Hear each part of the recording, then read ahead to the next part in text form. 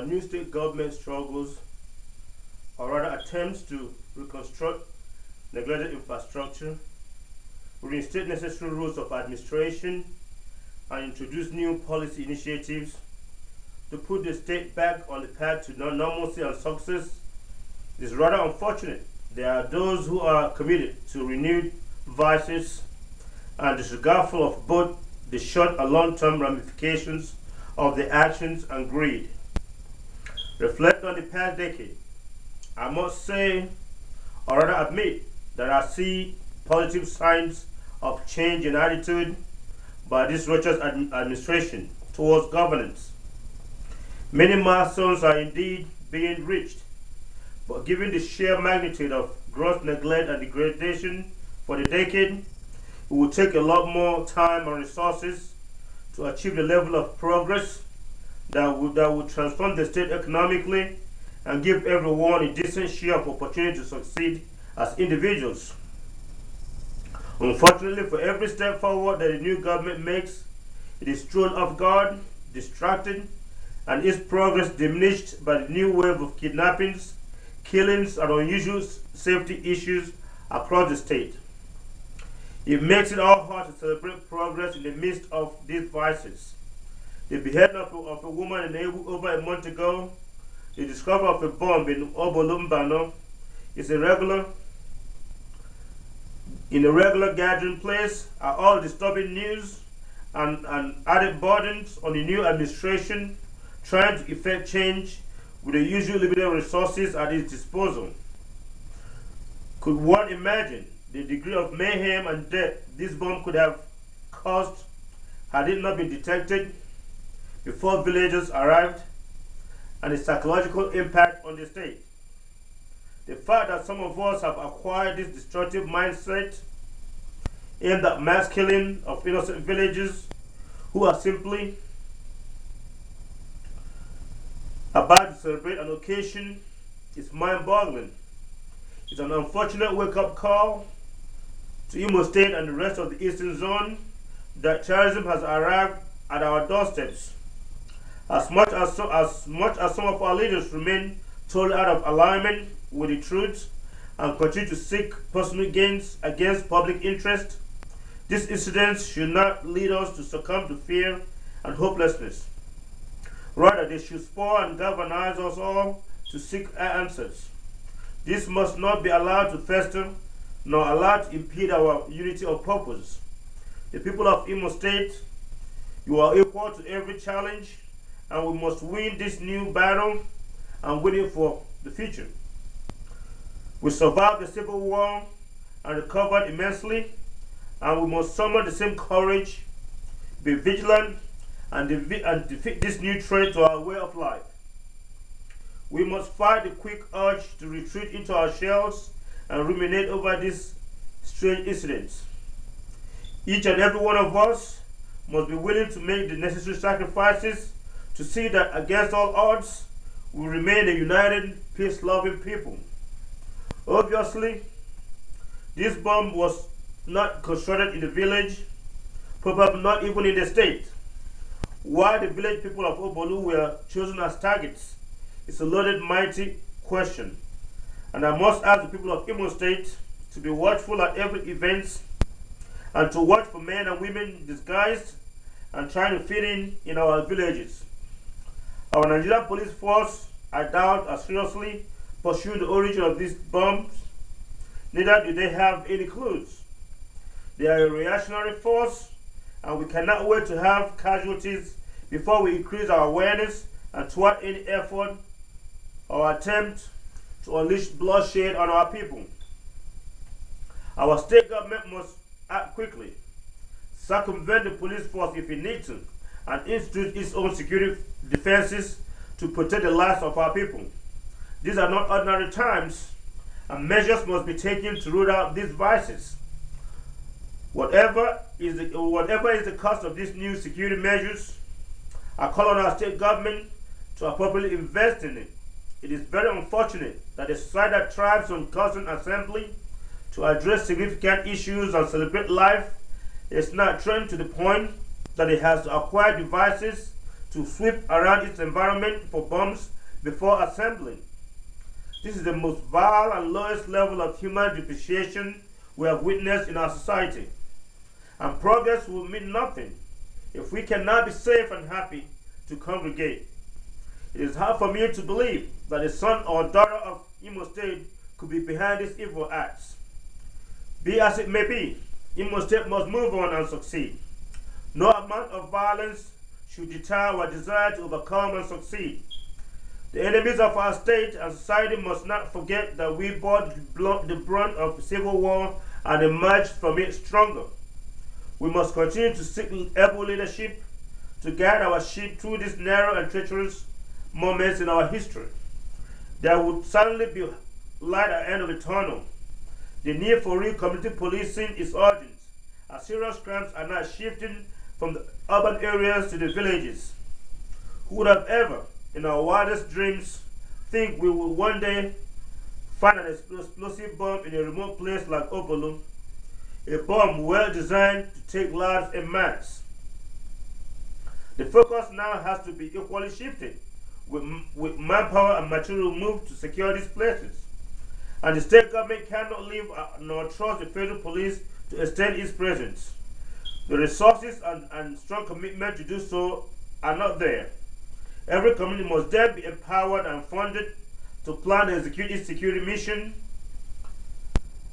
by both the federal and state governments. They should be properly trained and inculcated into the law enforcement arm of government.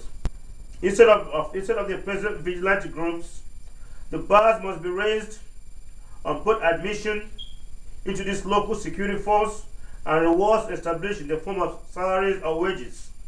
The argument that it is the young men in the villages who are committing these crimes is not totally true.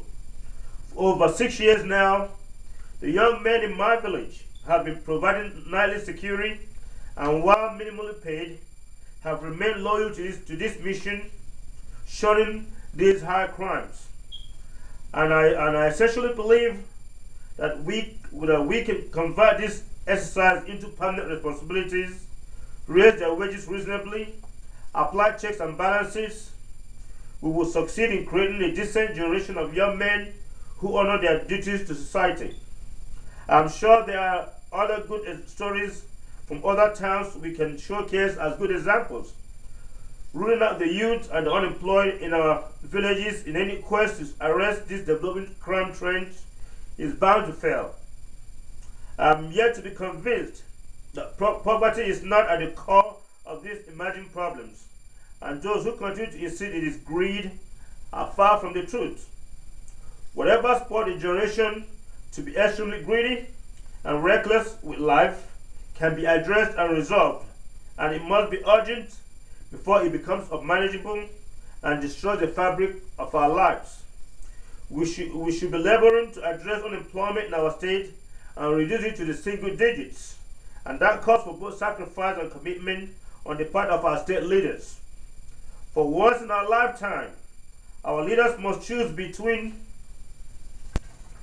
quick short-term financial gains and the lasting long-term public interest that include equitable wealth distribution, general care for the poor, and integrity within every institution. We can produce a formidable security force working 24 hours of the day, protecting us across the state. We can make it practically difficult for anyone or group of people to steal cars, kidnap, or commit any other crimes in the state, and if they do, we can easily trace their footprints and bring them to true justice, and not this kind of justice as it prevails today. A total transformation of the justice system is imperative, and our judges, employees in the judicial department, law enforcement must all be subject to higher standards of probity or face severe punishment. This is not fantastical. A strong leadership can accomplish these goals. A governor determined to change governance would not hesitate to dismiss anyone on his payroll and seek his or her prosecution. Not very long ago, we read about how a federal inspector general dismissed a customs director or so for his involvement in gun smuggling. But that should not have been the end of his action. The federal government should have had a custom director arrested, charged, and convicted for his crime. His criminal action, importing guns into the country, is substantial enough to earn him 2 decades of imprisonment with hard labor. Such judicial punishment would discourage similar actions by other government employees. That is how you change society. We cannot make much progress without laxity with the rule of law or a half-baked approach to it. A state governor has the legal constitutional authority to crack down on crime and corruption using state agencies that are already at his or disposal. And if he or she sees fit, can create new agencies and empower them to carry out duties intended to send a strong message to the general public that the new sheriff is in town, so to speak. But such a governor must first be disciplined, honorable, and above board in character. Quite often, we choose our leaders based on qualities that have nothing to do with good governance, and our local media sell out their conscience, forsaking the very public interest they ought to protect and promote. They exchange truth for money, and the consequence is disastrous for the general public. Today, they are chasing and seeking both the attention and recognition of the Rogers administration when it should actually be independent public watchdogs. And the governor has taken a position that is commendable by refusing to give them that acknowledgement that is sick. In fact, his action is very democratic in nature and should encourage the media persons to do their job with genuine integrity and not compromise their duty to society. Consistently, we are faced as a state with problems that are easily solvable. It is frustrating and even offensive to hear our people express hopelessness and watch government inaction over matters that are within their responsibility. If an American president could visit areas affected by bad weather, articulate concerns about certain crimes in some cities, I see no reason our government cannot intervene when a woman is beheaded in Ebu or bombs found in Mbano. These are serious incidents that challenge public faith in our leaders, and yet we hardly see any meaningful leadership arise from these incidents to confront these menace. A governor ought to use his office to arrest these ugly developments and restore public trust by all means. At this point, both the Nigerian police and state-created law enforcement body should be fully functional and operating in every corner of the state. Security must be our highest priority in governance. Crimes, no matter how small, must be dealt with, and that includes fraudulent acts. It is the small crimes that go unpunished that encourage the big and sometimes heinous acts. And our state government has a responsibility, is capable of combating these vices if it so wishes. While it would be unfair not to give the present state government credit, I must sincerely say that the first foundations toward building a modern state has not been laid. It takes modern infrastructure to arrive at that great moment of new awakening. We need well-disciplined, committed manpower addressing a wide range of issues across the state. Agencies to regulate certain economic activities, agencies to research, review data, and discover solutions, agencies to study trends and give some degree of predictability instead of government operating in dark alleys. Agencies to review government actions and offer advice on the impact of certain policies. Agencies studying global academic, social trends, and technology and infusing them into our own local culture. Agencies beside law enforcement to keep watchful eyes on citizens by studying behavior patterns and report on vices and other crimes. And a host of other agencies and private institutions whose mission converge to produce and upgrade our society to global universal standards. Institutions that need to keep record of criminals and crime records to ensure we do not keep putting these individuals back into positions where they are most likely to further commit more crimes, especially violent and financial crimes. Even poverty and corruption are issues any good government should study. There are unknown variables or factors. Why are people getting greedier than previous generations? Why certain diseases are becoming more widespread? Why our schools are less productive and how they can be turned around? Environmental concerns, health concerns, and so on. Scientific reason approach is in this new age is essential to our progress. In many nations, school-age young men and women are engaging advanced science beyond our wildest dreams, and we cannot wait for other nations to produce so that we can consume. Government has a major role in redefining and recreating society, and the only way government can attempt to deal with it is through scientific information gathering and analysis. The days of makeshift government ought to be over by now. In this new millennium, comprehensiveness should be embraced. We have a state that's like a house that needs furniture, electronics, and other items to make it a home. Again, I repeat, we have a state that needs furniture, electronics, and other items to make it a home. Fellow citizens, knowledge is the key to our liberation from ignorance, and ignorance is at the core of the choices we make daily. The Bible says of the man who gains the world and loses his soul, and that is ignorance. We simply need to go to school to learn and understand our society in the most systematic and scientific manner so that we all as a people and as government can make informed decisions for our own good. There ought to be a change in our attitude and perception when we are opportune to serve in government. Thank you, and may God bless you.